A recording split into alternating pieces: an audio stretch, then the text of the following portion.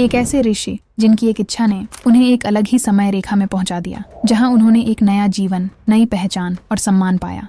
लेकिन क्या यह नया जीवन सत्य था या केवल एक माया का जाल? क्या होता है जब वर्षों बाद उनका सामना उनके पुराने जीवन से होता है? और आखिर वो क्या इच्छा थी जिसके कारण उन्हें अपने अस्तित्व पर सवाल उठाना पड़ा? नमस्कार दोस्तों, आज हम जानेंगे कैसे एक ब्राह्मण जिनका जीवन सांसारिक माया से भरा था ने भगवान कल्कि से भेंट की। जानने के लिए अंत तक बने रहें।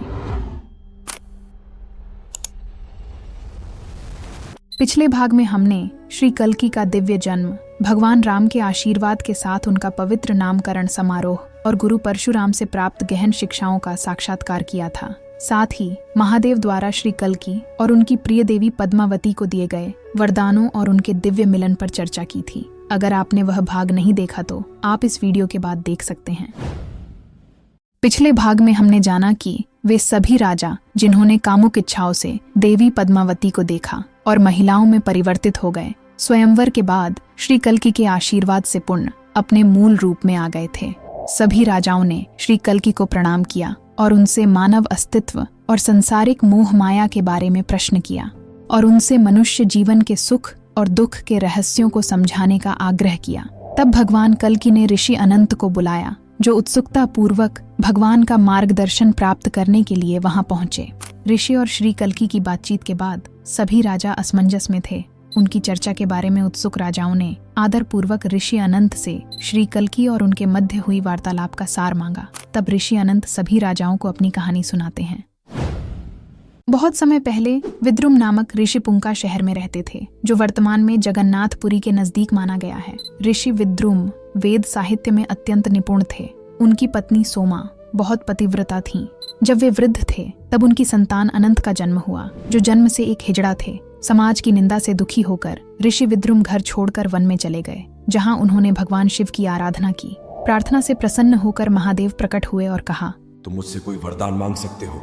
विद्रुम ने अपना दुख व्यक्त करते हुए अपने पुत्र अनंत के बारे में बताया। तब महादेव उन्हें वरदान देते हैं कि उनका पुत्र सुंदर और शक्तिशाली पुरुष बन जाएगा। जब विद्रुम घर लौटे तब उन्होंने पाया कि उनका पुत्र अब एक आकर्षक पुरुष बन गया है। ऋषि विद्रुम तथा देवी सोमा की खुशी का ठिकाना नहीं रहा। कुछ वर्षों बाद जब अनंत 12 वर्ष के हुए तब उनके माता पिता ने उनकी शादी यज्ञर्ता की सुंदर बेटी से की। अनंत अपने घरेलू जीवन से बहुत जुड़ा हुआ था। उनके विवाह के कुछ समय बाद उनके माता पिता का देहांत हो गया, जिनसे अनंत को बहुत लगाव था। उन्होंने योग्य ब्राह्मणों को भोजन कराया और माता पिता के वियोग से पीड़ित होकर भगवान की पूजा में समय बिताने लगे। जल्द ही भगवान हरि अनंत से प्रसन्न हो गए और उनके सपनों में प्रकट हुए। श्री हरि ने कहा, अनंत, इस संसार में जो सभी सिद्धियां और लगाव हैं, वे केवल मेरी माया शक्ति की प्रदर्शनी है। जो लोग ऐसी माया प्रदर्शनी से भ्रमित होते हैं, वे सोचते हैं वह मेरा पिता है, वह मेरी माता है, और इस प्रकार वे भयंकर दुख, भय और चिंता, साथ ही बुढ़ापे और मृत्यु का सामना करते हैं। श्री हरि का यह उपदेश बताता है कि संसार की सभी सफलताएं और बंधन वास्तविकता में उनकी दिव्य माया शक्ति द्वारा बनाई गई मिथ्याएं हैं। इन मिथ्याओं में फंसे लोग स्वयं को सदैव गहरे दुख, भय और चिंता में पाते हैं। परंतु अनंत श्रीहरि की बातों से संतुष्ट नहीं थे। वह इसका प्रतिवाद करना चाहते थे, लेकिन तभी भगवान अचानक सपने से गायब हो गए और वह एक झटके से जग गया। दोस्तों, प्रभु की माया शक्ति है ही इतनी प्रबल कि स्वयं प्रभु आकर भी मनुष्य से कह दे कि सब छोड़कर मेरी शरण में आ जाओ, तब भी मनुष्य अपने सांसारिक बंधनों के बारे में पहले सोचता है। वैसे ऐसी परिस्थिति में आप क्या करोगे? कमेंट करके बताएं। श्रीहरि की बातों से अनंत बेचैन हो गए। वह अपनी पत्नी के साथ शहर छोड़कर चला गया और भगवान हरि के दिव्य धाम पुरुषोत्तम क्षेत्र गए, जिसे वर्तमान की जगन्नाथपुरी माना गया है। मंदिर के दाईं ओर अनंत ने अपना आश्रम बनाया और अपनी पत्नी और अनुयायियों के साथ प्रभु की सेवा करने लगे। एक दिन परम भगवान के धाम में रहते हुए अनंत को प्रभु की माया शक्ति को देखने की इच्छा हुई, जिसके बारे में उन्होंने स्वप्न में जाना था। वे कहते हैं, मैं भगवान हरि की माया शक्ति को देखना चाहता हूँ। ऐसा कहकर उन्होंने भगवान का ध्यान करना शुरू कर दिया। इस प्रकार 12 साल बीत गए। फिर एक बार द्वादशी के दिन व्रत तोड़ने से पहले अनंत अपने साथियों के साथ पुरी के समुद्र में स्नान करने गए। जैसे ही अनंत ने पानी में प्रवेश किया, वह अचानक संतुलन खोकर धारा में बहने लगे। वह कभी पानी में डूबते तो कभी सतह पर तैरते और धीरे धीरे बेहोश हो गए। हवा के बहाव से अनंत दक्षिण समुद्र तट पर बेहोश अवस्था में पहुंचे। वहां एक वृद्ध ब्राह्मण शर्मा ने उन्हें देखा और अपने घर ले गए। धर्मनिष्ठ और धनी वृद्ध शर्मा अपनी पत्नी और बच्चों के साथ रहते थे। उन्होंने अनंत की पुत्र की तरह देखभाल की। अनंत समझ नहीं पा रहे थे कि वे कहाँ हैं और यहाँ कैसे आए। वे बहुत दुखी थे, लेकिन उन्होंने वृद्ध ब्राह्मण को पिता और उनकी पत्नी को अपनी माता मानते हुए उनके निवास रहना जारी रखा। जल्दी ही अनंत से प्रभावित होकर ब्राह्मण शर्मा ने अपनी सुंदर और गुणी बेटी चारुमती का विवाह उनसे करवा दिया। अनंत चारुमती के साथ खुशी से रहने लगे। उनके 5 पुत्र हुए, जय, विजय, कमल, विमल और बुद्ध। अब अनंत अपने पिछले जीवन के बारे में चिंतित नहीं था। कई वर्ष बीते, समाज में अनंत को सभी आदर देते थे और उनकी ख्याति प्रसिद्ध ब्राह्मण के रूप में फैल गई। उन्होंने अपने सबसे बड़े पुत्र बुद्ध का विवाह धर्मसारा की बेटी से तय किया। अपने पुत्र के कल्याण के लिए अनंत समुद्र के किनारे गए और पितरों, देवताओं और महान ऋषियों को अर्घ्य अर्पित किया। सब कुछ ठीक चल रहा था। अनंत प्रस्थान के लिए तैयार हो रहे थे। तभी अचानक उन्होंने अपने पुराने मित्रों और रिश्तेदारों जो पुरुषोत्तम क्षेत्र में रहते थे को भगवान हरि की भक्ति में लीन देखा। उनके आश्चर्य की कोई सीमा नहीं थी, विशेष रूप से तब जब उन्होंने स्वयं को उनके साथ देखा। यह वही दिन था जिस दिन अनंत जल प्रवाह में डूब गए थे। अगले ही क्षण अनंत फिर से अपनी पुरानी जिंदगी में लौट आए थे। वह पुनः एक युवा सुंदर आदमी के रूप में थे। उनके दिमाग में बहुत सारे सवाल चल रहे थे। क्या यह सब स्वप्न था या वास्तविकता? वह परेशानी और उलझन में थे। अनंत के पुरुषोत्तम क्षेत्र के मित्रों ने उन्हें देखते ही चिंतित होकर पूछा, अरे अनंत, तुम इतने चिंतित क्यों लग रहे हो? तुम एक महान वैष्णव हो, क्या तुमने पानी या भूमि में कुछ अद्वितीय देखा है? अनंत को एहसास हुआ कि एक समय उन्होंने भगवान हरि की माया शक्ति को देखने की इच्छा की थी। माया के प्रभाव से उन्होंने एक नए जीवन की शुरुआत की जो वासनाओं से भरा था। संसारिक प्रेम और भ्रम के प्रभाव के कारण अनंत अपनी वास्तविक स्थिति को समझने में असमर्थ था।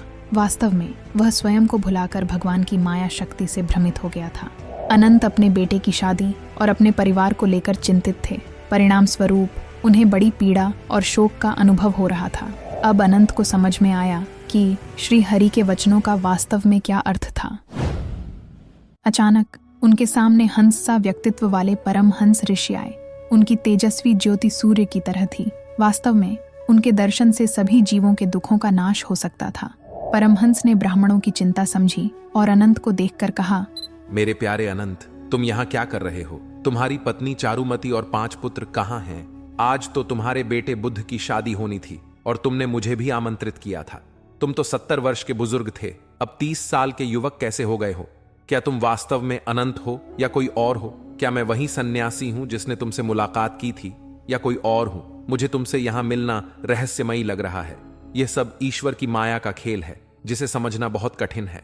जब तक कोई ईश्वर को पूर्ण रूप से नहीं समझता, तब तक माया की गतिविधियों को समझना संभव नहीं है। अनंत उन्हें एकटक देखे जा रहे थे। तब परमहंस ने भविष्य की घटनाओं का वर्णन करते हुए कहा कि भगवान की माया सबको मोहित करती है और अज्ञानता पैदा करती है, जिससे आत्माएं शरीर से शरीर में भ्रमण करती हैं। माया के कारण आत्माएं शरीर और उससे संबंधित चीजों को अपना मानती हैं। माया इतनी शक्तिशाली है कि देवता भी इससे भ्रमित रहते हैं। वे सभी राजा जो ऋषि अनंत की कथा सुन रहे थे, उनके अनुरोध पर ऋषि अनंत ने बताया कि कठोर तपस्या से माया को पार करके इंद्रियों पर नियंत्रण पाया जा सकता है। अनंत अपने पुराने जीवन में वापस आ गए थे और एक निकटवर्ती वन में तपस्या करने लगे। उन्होंने मन और इंद्रियों को नियंत्रित करने की कोशिश की, लेकिन ध्यान में विघ्न आते रहे। एक दिन सभी देवता जो इंद्रियों के स्वामी थे उनके सामने प्रकट हुए और बताया कि सच्ची आध्यात्मिक प्रगति श्री हरि की भक्ति में है। अनंत ने श्री हरि की पूजा में लगाव बढ़ाया, यह चाहते हुए कि वह कलयुग के अंधकार को दूर करने वाले भगवान कल्कि के दिव्य दर्शन प्राप्त करें। और आज श्री कल्कि के विवाह दिवस पर ऋषि अनंत को उनके प्रिय प्रभु के दर्शन प्राप्त हुए। इस तरह ऋषि अनंत ने भगवान कल्कि को प्रणाम किया और सभी राजाओं को धार्मिक मार्ग पर चलने के लिए प्रेरित किया।